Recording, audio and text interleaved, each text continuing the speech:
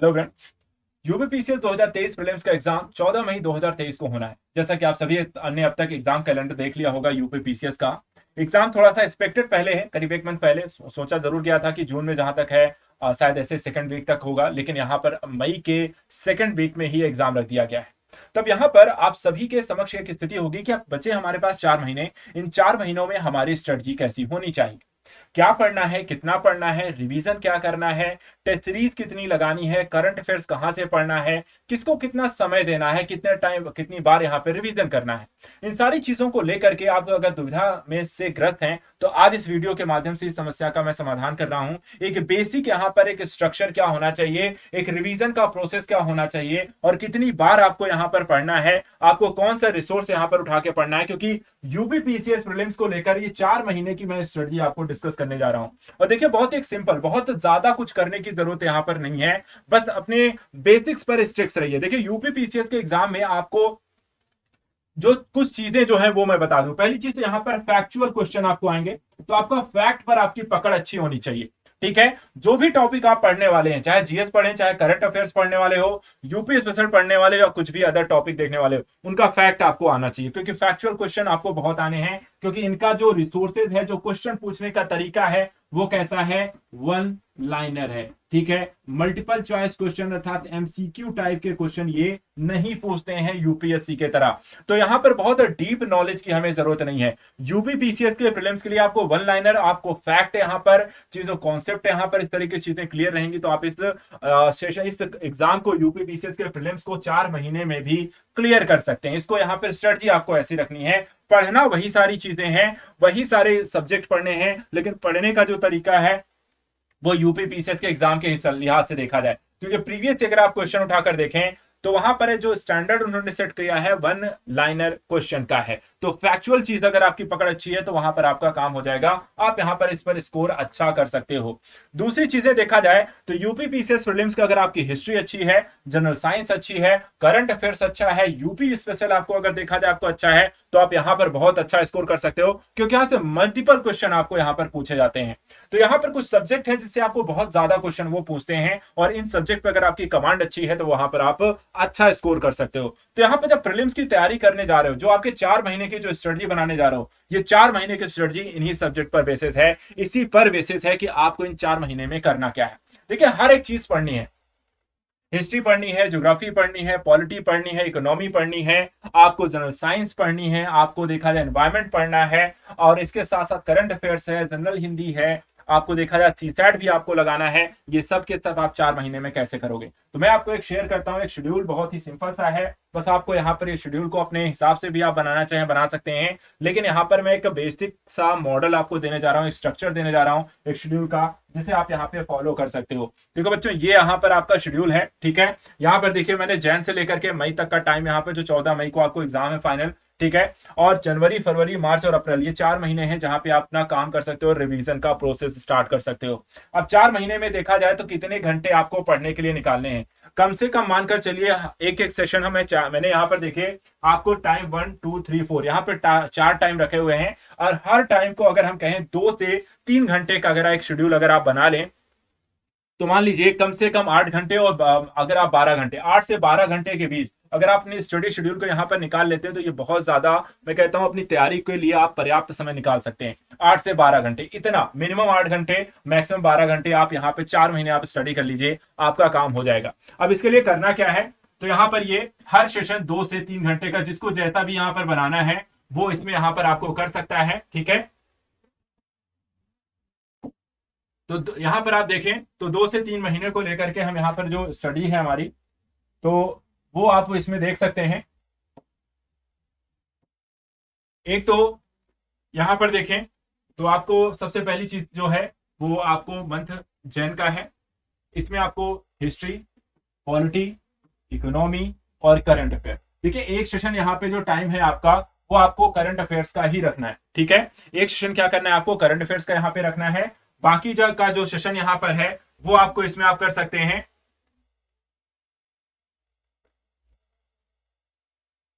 GS के topics को study करने के लिए। ठीक है, तो यहाँ पर हिस्ट्री, पॉलिटी, इकोनॉमी के संदर्भ में आपको देखा जाए सारी चीजें यहाँ पर आपको करनी है, और उसके बाद दूसरा जो मंथ है फरवरी का, तो यहाँ पर हमने 3 और टॉपिक यहाँ पर आप रख सकते हैं, environment, general science, geography.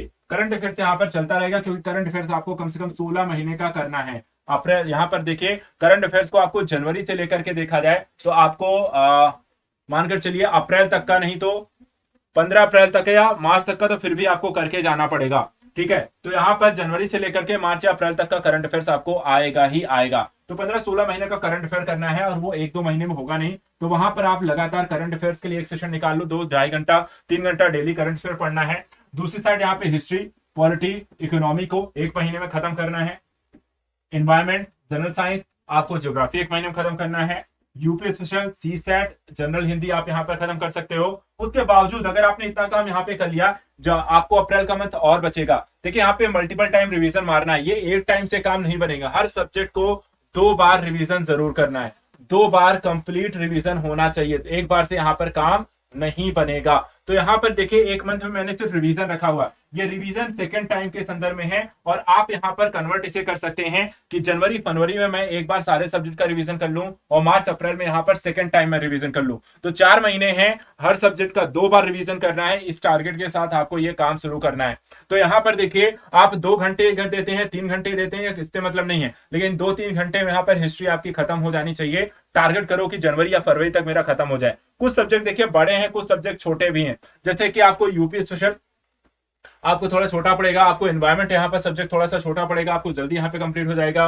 General Hindi को देखें थोड़ा सा आपको कम टाइम लगेगा। लेकिन अगर बाकी सब्जेक्ट आप देखोगे, हिस्ट्री बहुत बड़ी है, उसके मुकाबले पॉलिटी इकोनॉमी थोड़ी सी छोटी है, ज्योग्राफी ज्यादा बड़ी है। जनरल साइंस यहाँ पे जो देखा जाए तो बायोलॉजी आपको पढ़नी है, इसी में आपको फिजिक्स पढ़नी है, केमिस्ट्री पढ़नी है। तो छोटे बड़े सब्जेक्ट हैं, तो इनको भी आप क्या कर सकते हो, एक बड़ा सब्जेक्ट, छोटा सब्जेक्ट, बड़ा सब्जेक्ट, छोटा सब्जेक्ट, तो इनको आप ऐसे भी डिवाइड कर सकते हो। किसी को 3 घंटे दो, तो किसी को 1.5 घंटे दो, या किसी को 2 घंटे दो। तो यहाँ पर जो बड़े सब्जेक्ट है उनको ज्यादा टाइम भी दो, लेकिन यहाँ पर रिवीजन सबका कम से कम 2 बार होना कंपलसरी है। 2 बार का रिवीजन कंपलसरी है, और ये सभी सब्जेक्ट पर लागू है।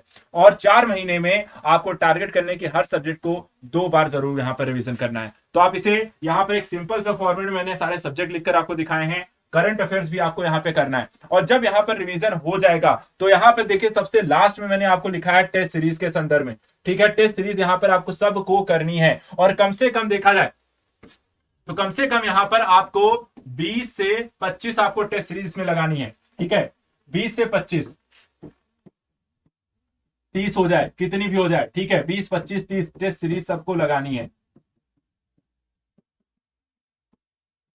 ये कंपलसरी है। आपको यूपी पीसीएस का जो टेस्ट सीरीज आपको बन जाएंगी, उन टेस्ट सीरीज को आप सबको देना है 2 बार रिवीजन के पश्चात। और कोशिश ये करिए कि अगर आप अप्रैल तक, यहाँ पर अप्रैल में जितना जल्दी खत्म हो जाएगा रिवीजन उतना अच्छा है।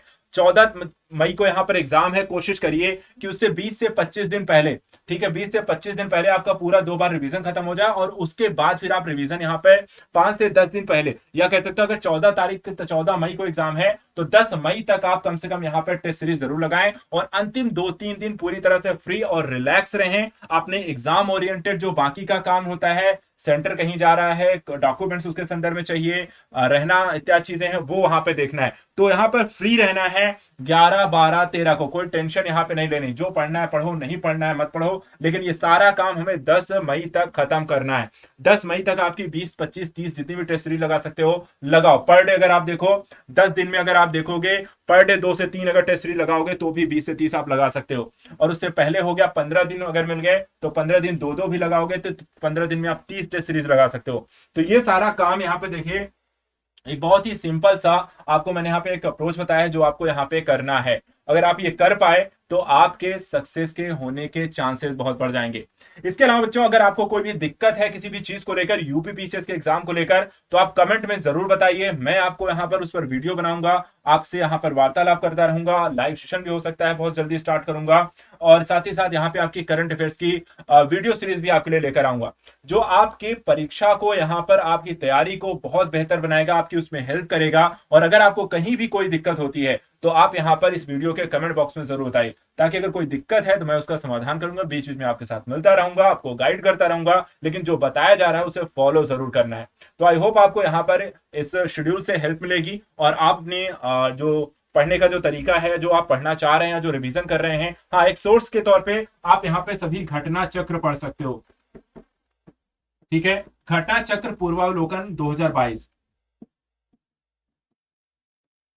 2022 की सीरीज आ गई है, तो यहां पर आप ये ले लीजिए और यूपीपीसीएस के लिए इसके थ्रू आप पूरी चीजों को रिवीजन कर लीजिए, बहुत अच्छा है। क्वेश्चन भी है, टॉपिक्स का क्लियरेंस भी है, डेटा भी है, फैक्ट भी है, आपको टॉपिक की डिटेल्स भी है, वो सब कुछ यहाँ पर आपको घटना चक्र पूर्वावलोकन में मिल जाएगा। और जिस तरीके के पैटर्न यहाँ पर यूपीपीसीएस को लेकर पूछे जा रहे हैं उसमें भी यहाँ पर आपकी हेल्प करेगा। तो घटना चक्र पूर्वावलोकन के माध्यम से ये सीरीज आप मंगा लीजिए। यहाँ पर इस बुक्स की सभी आपको टॉपिक्स मिल जाएंगे और उनको लेकर के यहाँ पर पढ़ना है, और बहुत सारी चीजों को लेकर के डिस्कस नहीं कर, बहुत सारी चीजें यहाँ पे पढ़ने की जरूरत नहीं है। घटना चक्र उठा लीजिए और घटना चक्र से जीएस और करंट अफेयर को कर डालना है, तो यहाँ पर टेंशन नहीं लेना है। बाकी अगर कोई दिक्कत आए तो आप मुझसे कांटेक्ट में रहिए, मुझसे पूछते रहिए, ऑफिस में कॉल करिए, कहीं भी आपको कोई दिक्कत आती है तो मैं आपके साथ हूँ, आपकी तैयारी के साथ। इस साल यहाँ पे हमें ज्यादा से ज्यादा सिलेक्शन निकालने हैं, ठीक है। तो thank you so much and good luck, अच्छे से प्रिपरेशन करिए। बाकी कोई भी दिक्कत होगी तो मैं आपके साथ यहाँ पर हूँ। Good luck, thank you.